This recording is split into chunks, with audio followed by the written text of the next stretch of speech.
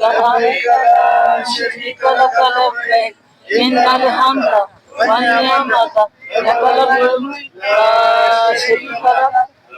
جی تو میں موجود ہوں اس وقت نیشنل پریس کلب کے باہر، جہاں حجاج کرام ایک مظاہرہ کر رہے ہیں، اور آئیے جانتے ہیں کہ ان کے مسائل کیا ہیں، عازمین حج کے مسائل کیا ہیں رواں سال. بسم اللہ الرحمن الرحیم، نحمدہ و نصلی علی رسول الکریم. حافظ شاہد محمود میرا نام ہے، واقعہ سے میرا تعلق ہے. تو اس سال ہر سال ہمارے پرائیویٹ سیکٹر سے حجاج کرام جاتے ہیں الحمدللہ. کیونکہ ان کا بہت ساری سہولیات پرائیویٹ سیکٹر کے اعتبار سے ہوتی ہیں. گورنمنٹ کے اعتبار سے حجاج یہ دیکھتے ہیں کہ ان کی رہائشیں تھوڑی سی دور ہوتی ہیں مکہ کے اندر، تو وہاں پہ آنا جانا تھوڑا سا مسائل ہوتے ہیں. تو ہر سال کیونکہ پرائیویٹ سیکٹر والا رہائشیں قریب دیتا ہے، تو بہت سارے ہمارے حجاج کرام جو ہے وہ پرائیویٹ سیکٹر کو جو ہے وہ فالو کرتے ہیں کہ ہم یہاں سے جائیں گے، کیونکہ ان کی سہولیات کھانے پینے کے اعتبار سے اور اس کے ساتھ وہ وہاں کی زیارات کے اعتبار سے ماشاءاللہ ہر طریقے کے اعتبار سے وہ حجوں کو بہت اچھے طریقے سے ٹریٹ کرتے ہیں. اس سال جو مسئلہ ہوا اس میں جب گورنمنٹ آف پاکستان نے اعلان کیا، سعودی گورنمنٹ سے جو ایک تاریخ آئی، اس کے بعد سب سے پہلی بنیاد تو یہ ہوئی کہ گورنمنٹ نے اپنا حج پیکج شروع کیا، اور پرائیویٹ سیکٹر کو انہوں نے حج پیکج جو ہے وہ بک کرنے سے منع کر دیا اپنے، کیونکہ 90,000 پرائیویٹ سیکٹر کے تھے اور 90,000 جو ہے وہ سرکاری سیکٹر کے تھے.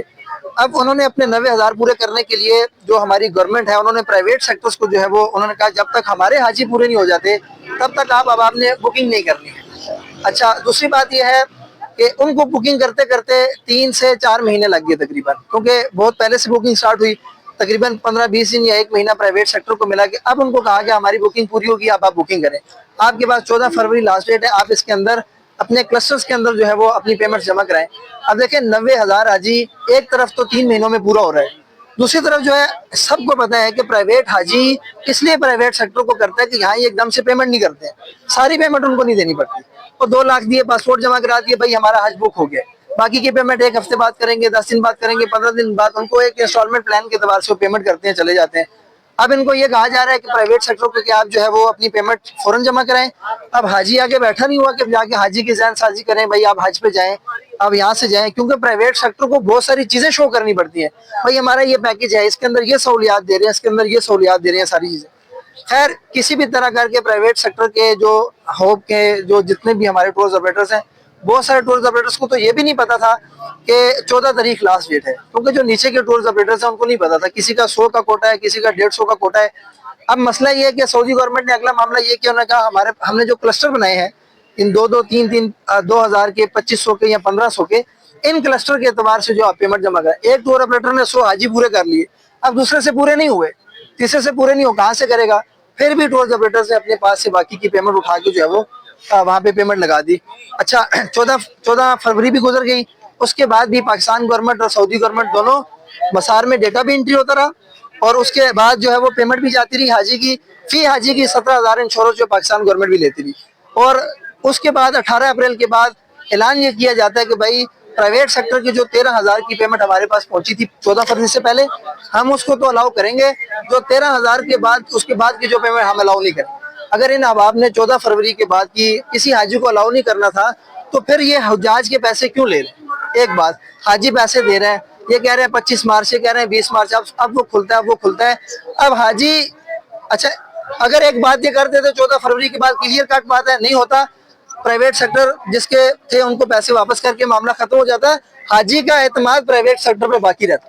لیکن یہاں یہ مسئلہ ہوا کہ انہوں نے جب لٹکایا دیکھیں حاجی ہے، کیفیات ہیں، وہ جذبات کے ساتھ وہاں کھڑا ہوا ہے. اب جیسے ہم نے پچھلے مہینے اناؤنس کیا بھائی نہیں ہو سکتا، پریشانی ہوگی، پھر جی امید آ گئی، اب یہ ہوتا ہے وہ حاجی کے جذبات بار بار مجروح ہوتے رہے. اب حاجی کا یہ حال ہے، وہ پرائیویٹ سیکٹر کے جتنے بھی پرائیویٹ ہمارے ٹورز آپریٹر ان کے ساتھ وہ ایسے ہے. تو ہماری اس وقت کیونکہ میں بیان نہیں کر سکتا ہوں، میں نے کل بھی کہا پہلے بھی کہا، ہمارے پاس اتنے فون کالز ہیں، میں خود بھی حاجی ہوں، خود بھی جانے والوں میں سے ہوں.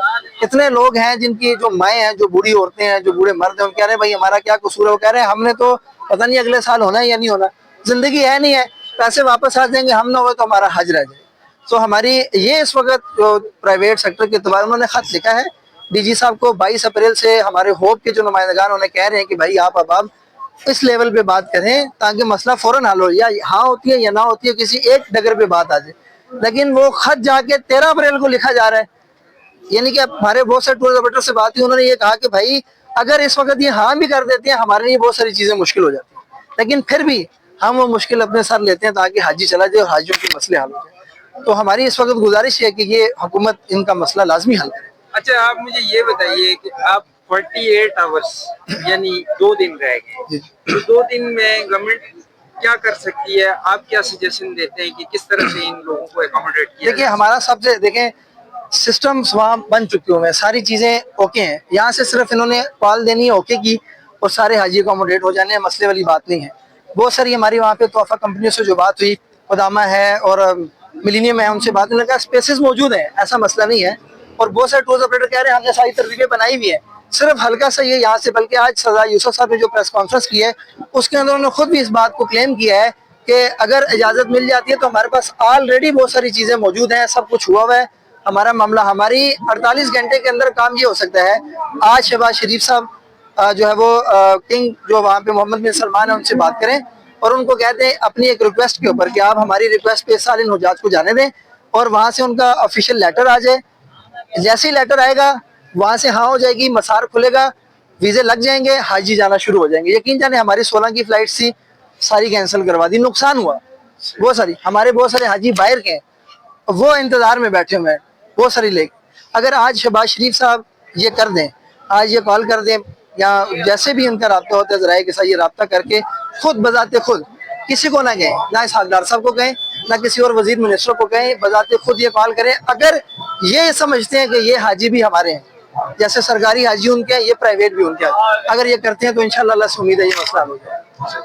67,000 حجاج کرام کو حکومت پاکستان اور حکومت سعودی عربیہ سے یہ لوگ اپیل کر رہے ہیں اس وقت کہ اللہ کے گھر جانے اور حج کرنے سے نہ روکا جائے. تو ہمارے ساتھ اس وقت موجود ہیں ایک حاجی ہیں عبداللہ صاحب. عبداللہ صاحب یہ فرمائیے گا کہ کیا آخر وہ کون سے مسائل ہیں جن کی وجہ سے آپ اس وقت جو ہے وہ حج پر جانے سے قاصر ہیں یا آپ کو حج پر جانے میں مشکلات درپیش ہیں؟ جی السلام علیکم. سرفراز بھائی ایسا ہے کہ 67,000 حاجی اس ٹائم پہ متاثر ہوئے, تو ہم لوگ تو ٹور آپریٹرس کو کہتے ہیں وہ آگے سے منسٹری پہ ڈال دیتے ہیں, اور بہرحال جو بھی معاملات ہیں وہ ہم لوگوں کی سمجھ سے باہر ہے. تو ہم لوگوں کی تو یہی اپیل ہے سردار یوسف صاحب سے, شہباز شریف سے, کہ 67,000 حاجیوں کا مسئلہ حل کیا جائے. حاجیوں نے بہت مشکلوں سے یہ پیسے جو ہیں وہ جمع کیے ہیں, اور ایک ایک پائی انہوں نے جمع کر کے ٹور آپریٹرس کو دی ہیں, انہوں نے آگے دی ہے. پیمنٹ لیٹ ہوئی ہے یا جو بھی معاملہ ہے یہ انکوائری بعد میں کی جائے, کمیٹی انہوں نے بنانی ہے بعد میں بنائے, جو بھی معاملات ہیں, لیکن حاجیوں کو حج پہ جانے دیا جائے, حاجیوں کے جذبات کے ساتھ نہ کھیلا جائے.